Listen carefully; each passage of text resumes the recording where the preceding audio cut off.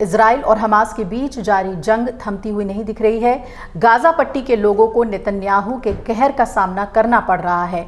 इस बीच हमास ने गाजा क्षेत्र में युद्ध की समाप्ति के संकेत दिए हैं और हमास के गाजा प्रमुख खलील अल-हय्या ने एक व्यापक समझौते का प्रस्ताव रखा है। आपको बता दें कि खलील अल-हय्या का कहना है कि हमास इजरायली जेलों में बंद फलस्तीनी लोगों की एक निश्चित संख्या के बदले में सभी इजरायली बंधकों को रिहा करने के लिए तैयार है। खलील ने कहा है कि यह समझौता करने के लिए वो तत्काल राजी हैं और इजराइल के साथ अप्रत्यक्ष वार्ता के लिए हमास वार्ता दल का नेतृत्व करने वाले खलील अल-हय्या ने टेलीविजन पर दिए अपने भाषण में कहा कि समूह ने अंतरिम युद्ध विराम समझौते से इनकार कर दिया है। हमास के गाजा प्रमुख खलील अल-हय्या ने टेलीविजन पर दिए गए एक बयान में यह भी कहा कि हमास गाजा में किसी भी आंशिक युद्ध विराम प्रस्ताव को स्वीकार नहीं करेगा।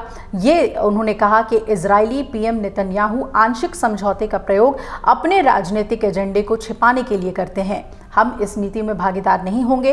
इसके साथ ही उन्होंने इजराइल के 10 जीवित बंधकों की रिहाई के बदले में कम से कम 45 दिनों का युद्ध विराम का प्रस्ताव भी खारिज कर दिया।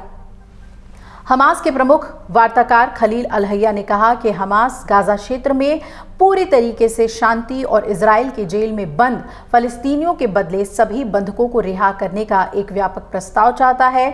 खलील अल-हय्या ने यह भी कहा कि हमास ऐसे व्यापक प्रस्ताव पर तुरंत बातचीत के लिए तैयार है। खलील अल-हय्या के हाल में ही उसने जानकारी दी थी कि उन्हें एक नया इजरायली प्रस्ताव मिला है और इस प्रस्ताव में गाजा में बंधक बनाए गए 10 जीवित बंधकों की रिहाई के बदले में कम से कम 45 दिनों का युद्ध विराम शामिल है।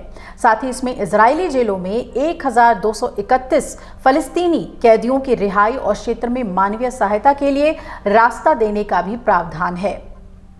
हमास के अधिकारी ने कहा कि प्रस्ताव में इस शर्त पर युद्ध को स्थायी रूप से समाप्त करने की बात कही गई है कि हमास सहित गाजा में फलस्तीनी गुट निरस्त्रीकरण करेंगे। बता दें कि हमास ने निरस्त्रीकरण की मांग को हमेशा खारिज किया है, यानी कि पूरी तरीके से अपने आर्म्स के साथ सरेंडर, और गाजा पट्टी में इजराइल के हवाई हमले लगातार जारी हैं। गाजा पट्टी में गुरुवार रात को हुए हमलों में एक परिवार के 10 लोग समेत 23 लोगों की मौत हो गई और गाजा में पिछले 6 हफ्ते से आपको बता दें कि खाद्य आपूर्ति तो बंद है, जिस पर कि संयुक्त राष्ट्र ने चिंता जताई है और इसकी वजह से गाजा पट्टी में लोगों को खाना नहीं मिल पा रहा है। कई जगह तो पानी तक का संकट है। संयुक्त राष्ट्र ने जानकारी दी है कि गाजा पट्टी 18 महीने में सबसे खराब मानवीय संकट का सामना कर रही है। लोग सिर्फ एक समय का खाना खाकर वहां जीवित हैं। वहीं नॉर्वेजियन रिफ्यूजी काउंसिल की प्रवक्ता शाइना लो ने कहा कि गाजा में ज़्यादातर लोग अब दिन में सिर्फ एक बार ही खाना खा पा रहे हैं। ये ज़रूरत से बहुत कम है। इसके अलावा गाजा में पानी की कमी बढ़ती जा रही है। फलस्तीनी लोग ट्रकों से जारी कैन भरने के लिए लंबी लाइनों में खड़े हैं। स्थानीय जल उपयोगिता के एक अधिकारी उमर शतत ने बताया कि लोगों को हर दिन 6 या 7 लीटर पानी ही मिल पा रहा है, जो कि बुनियादी ज़रूरतों को पूरा करने के लिए आवश्यक मात्रा से बहुत कम है।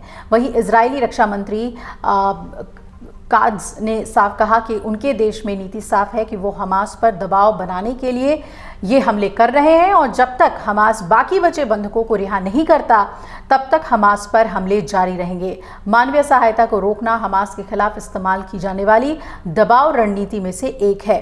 हमास ने वर्तमान में 59 बंधकों को पकड़ रखा है, जिनमें से 24 के जीवित होने का अनुमान है और ये कहना है कि वो उन्हें केवल अधिक फलस्तीनी कैदियों की रिहाई और गाजा से पूरी तरह इजराइल की वापसी एक स्थायी युद्ध विराम के बदले में वापस करेगा। अगर आप ये वीडियो YouTube पर देख रहे हैं तो हमारे चैनल को सब्सक्राइब कर बेल आइकन दबाएं और Facebook पर देख रहे हैं तो हमारे पेज को लाइक करें। 8 मिलियन प्लस सब्सक्राइबर, आपके इस भरोसे के लिए बहुत धन्यवाद।